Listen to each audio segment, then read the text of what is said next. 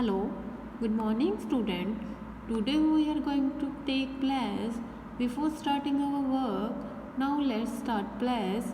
I Nisha Thakur meet to be vigilant and bear in mind at all times the risk to myself and my colleagues from COVID-19.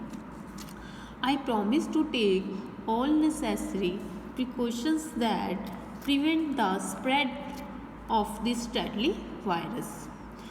I promise to follow and encourage others to follow the key COVID appropriate behaviors. To always wear a mask, face cover, especially when in public places, to maintain a minimum distance of 6 feet from others, to wash my hands frequently and thoroughly with soap and water. Together we will in this fight against COVID-19. Now let's open your Hindi Surbi book and chapter number 2.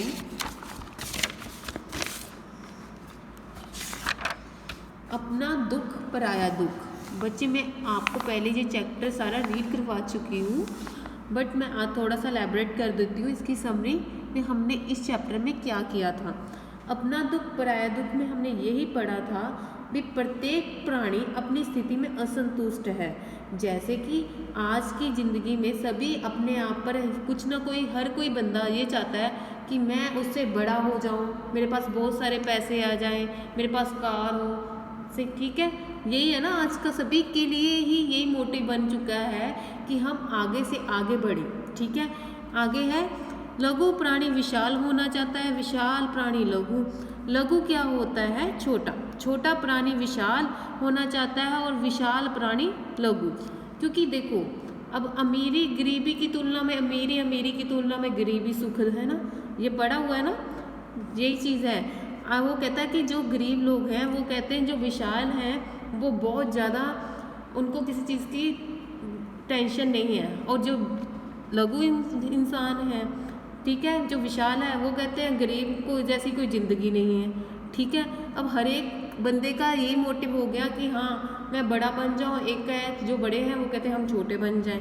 अब किंतु प्रकृति ने सबको अपने अपने हिस्से की खुशी दी हुई है। अब देखो जो मैं हूँ, ठीक है, मैं अपने आप को अगर एक्सेप्ट नहीं करूँगी तो मैं तब तक खुश नहीं रह सकती, ठीक है। जब अब आप इंसान हो, आप अपने आप को सहमत नहीं होगे कि हाँ जो मुझे कुदरत ने जैसे बनाया मैं उसमें सेटिस्फाई हूँ, तो ठीक है, तो आपको तब तक खुशी नहीं मिलेगी, तुम आप अपनी ज़िंदगी को एंजॉय नहीं कर सकते। आवश्यकता है अपनी स्थिति को समझे और उसी में खुश रहने की, ठीक है। इसमें यही बताया है कि हमें अपनी चीज़ को जो हमें परमात्मा ने हमें दिया है हमें उसी में संतुष्ट रहना चाहिए, ठीक है। कभी भी हमें ऊपर की तरफ या नीचे की तरफ ये सोच कर नहीं जाना चाहिए, हमेशा अपने जो हमें जहाँ पर परमात्मा रखता है हमें वहीं पर रहना चाहिए, हमें अपने उसी खुशी में रहना चाहिए जहाँ पर हमें परमात्मा स्वीकार करता है, ठीक है। इस चैप्टर में हमने यही पढ़ा था। नाउ बच्चे आपके इस चैप्टर के प्रश्न उत्तर रहते थे अपना दुख पराया दुख के लघु उत्तरीय। बच्चे ये है छोटे प्रश्न उत्तर, आपको पता है। फर्स्ट प्रश्न है केचुए के प्रति घास में स्वाभाविक चिढ़ का कारण क्या था। उत्तर है केचुए के प्रति घास के मन में स्वाभाविक चिढ़ का कारण केचुए की चाल और उसकी आदतें थी। अब चैप्टर हमने पढ़ा था घास और केचुए का था, ठीक है।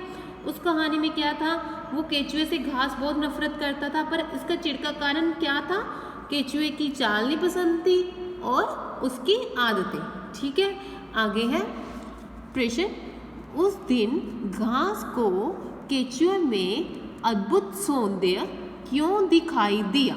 उत्तर है घास को केचुए में अद्भुत सौंदर्य इसलिए दिखाई दिया क्योंकि वह अपनी भावनाओं को केचुए के साथ साझा कर सकता था, ठीक है।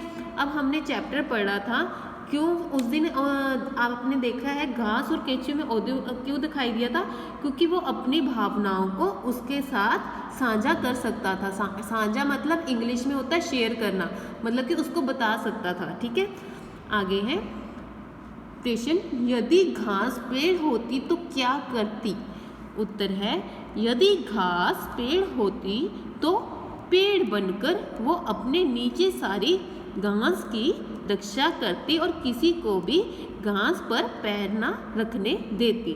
ठीक है, अब ये वो कहती है हरे, अब इस कहानी में हमने यही पढ़ा ना, कहते हैं ना लघु इंसान विशाल होना चाहता है, विशाल लघु होना चाहता है, वही चीज़। अब घास पेड़ बनना चाहती थी, ठीक है, पेड़ बनकर वो क्या करना चाहती थी? घास की रक्षा करना चाहती थी। ठीक है, वही क्या है, किसी को भी घास के पर पैर ना रखने देती, ये था। आगे हम पढ़ते हैं, आगे पेड़ का घमंड कैसे टूटा? अब देखो जो पेड़ था उसका घमंड कैसे टूटा था? जब अंधेरी आई तो वह पेड़ जड़ से उखड़ गया। पहले उसे घमंड था कि वह बहुत बड़ा है और घास पर उसे दया आती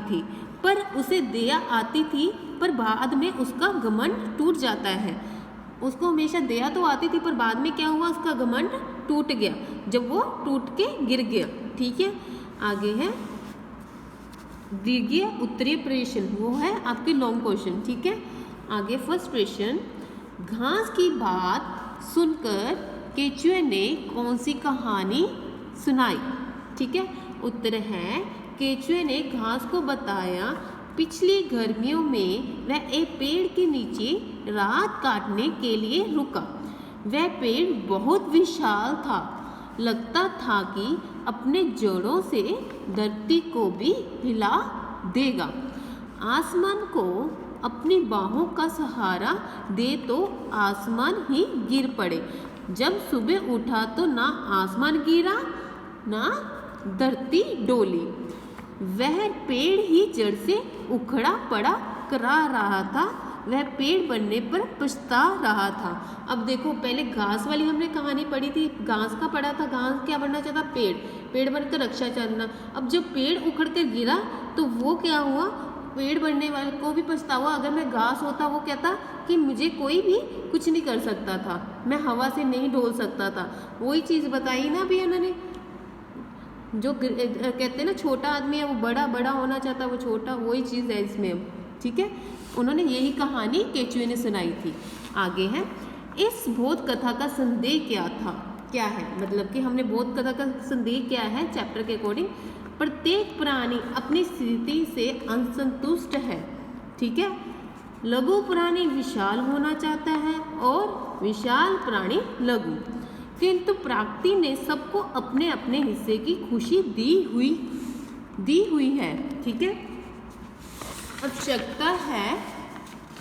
आवश्यकता है अपनी स्थिति को समझने और इसी में खुश रहने की। ठीक है, हम इस चैप्टर के प्रश्न उत्तर आपके अब हो चुके हैं और देन आपके हैं शब्द अर्थ जो कि आपके पेंडिंग थे। खुनक क्या होता है? ठंड। खुनक को हम क्या कहेंगे? ठंड। धरती का विस्तर, धरती पर उगी घास। ठीक है, धरती का बिस्तर, धरती पर उगी घास। आगे है भीगी रात। भीगी रात का क्या है?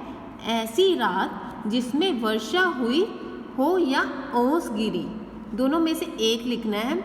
चाहे जहाँ पे वर्षा हुई हो या ओस गिरी हो वो लिख देना, दोनों में से एक। ठीक है, आगे है गमगीन। गमगीन मतलब उदास। ठीक है, गमगीन, उदास। विपदा विपित, विपदा विपित। कसक पीड़ा। कसक क्या हुआ? पीड़ा, किसी की पीड़ा समझना। नास गर्व, अभिमान।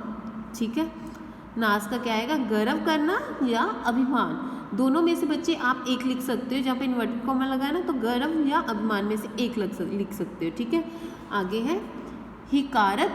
हिकारत मतलब तुच्छ, अथवा छोटे समझने का भाव। ठीक है, चाहे तुच्छ लिख सकते हो या छोटे समझने का भाव, दोनों में से एक। ठीक है, बच्चे आपने इस चैप्टर के जो है प्रश्न उत्तर और क्वेश्चन आंसर अच्छे से लर्न करने हैं, ठीक है। इस चैप्टर को आपको अच्छे से समझ आया होगा होपफुली। नाउ आपकी नेक्स्ट क्लास में आपको रिवीजन वर्क होगा, ठीक है। आपने अच्छे से ये लर्न करना है। Thank you, have a nice day students, take care.